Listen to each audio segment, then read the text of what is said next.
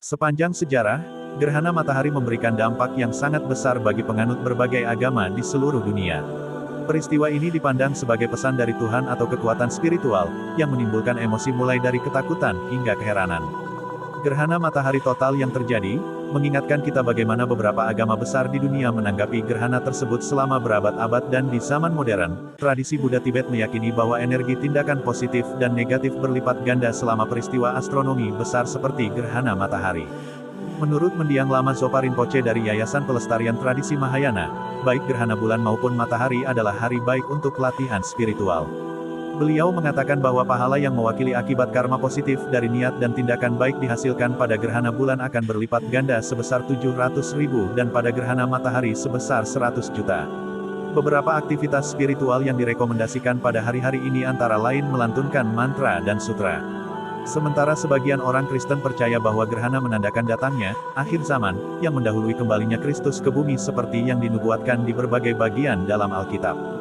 Salah satu bagiannya terdapat dalam Kisah Para Rasul pasal kedua menyebut, matahari akan berubah menjadi gelap gulita dan bulan menjadi darah sebelum datangnya hari Tuhan yang besar dan mulia itu. Ada juga kepercayaan yang kuat di kalangan umat Kristiani bahwa gerhana terjadi pada saat penyaliban karena 3 dari 4 Injil dalam Alkitab menyebutkan periode kegelapan selama 3 jam saat Yesus mati.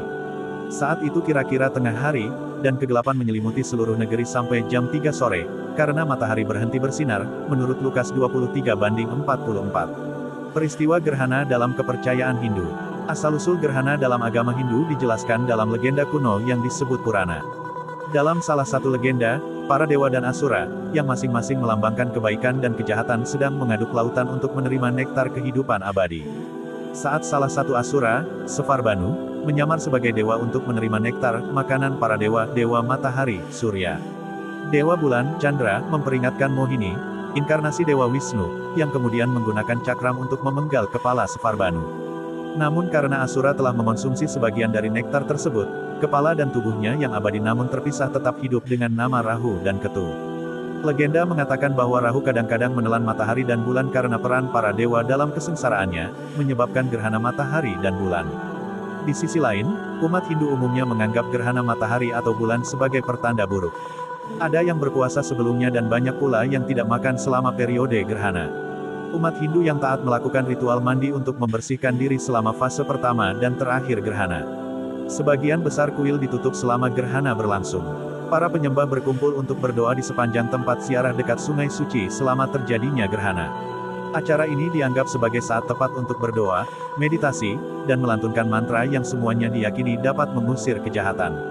Gerhana dalam kepercayaan Islam. Dalam Islam, gerhana matahari adalah waktu untuk kembali kepada Tuhan dan berdoa. Salat gerhana pun dilaksanakan, berdasarkan hadis Nabi Muhammad SAW. Kaiser Aslam, seorang pemuka Muslim di pusat kehidupan Islam di Universitas Rutgers, mengatakan salah satu riwayat mengutip Nabi yang bersabda, matahari dan bulan adalah dua tanda di antara tanda-tanda kekuasaan Allah dan keduanya tidak mengalami gerhana karena kematian seseorang. Kapanpun Anda melihat gerhana ini, berdoalah kepada Allah. Dalam sebuah cerita, Ibrahim yang merupakan putra Nabi Muhammad SAW meninggal dunia. Menurut Aslam, para sahabat berusaha menghiburnya dengan mengatakan bahwa gerhana matahari terjadi karena besarnya kerugian tersebut. Nabi mengoreksi mereka dengan mengingatkan bahwa matahari dan bulan adalah tanda-tanda kekuasaan Allah dan tidak menambahkan tahayul apapun tentang mengapa gerhana terjadi, jelas Aslam.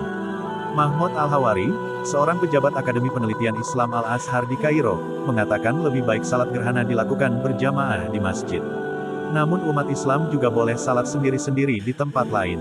Hikmahnya adalah, setiap individu harus mencari perlindungan kepada Allah, meminta penghapusan penderitaan ini, kata Al-Hawari. Orang-orang harus tahu bahwa kejadian di seluruh alam semesta ada di tangan Allah. Gerhana dalam kepercayaan Yahudi. Talmud, kumpulan tulisan yang dikumpulkan lebih dari 1500 tahun yang lalu yang merupakan hukum agama Yahudi, menawarkan berkah khusus untuk banyak fenomena alam, namun tidak untuk gerhana. Sebaliknya, kitab itu menggambarkan gerhana sebagai pertanda buruk bagi dunia. Hal ini mengingat konsensus bahwa gerhana adalah peristiwa alam yang dapat diprediksi berabad-abad sebelumnya. Gerhana seharusnya menjadi kesempatan untuk meningkatkan doa dan introspeksi, bukannya mendorong berkah yang menggembirakan, tulis Posner. Ini adalah tanda bahwa kami benar-benar bisa dan harus melakukan yang lebih baik. Mengenai gerhana, Becher yang seorang pengajar di Universitas Yeshiva, berpendapat bahwa hal itu dimungkinkan oleh Tuhan karena alasan yang mendalam. Dia menciptakan sebuah sistem yang akan mengingatkan kita secara teratur bahwa pilihan kita dapat menciptakan kegelapan, bahkan pada saat seharusnya ada terang.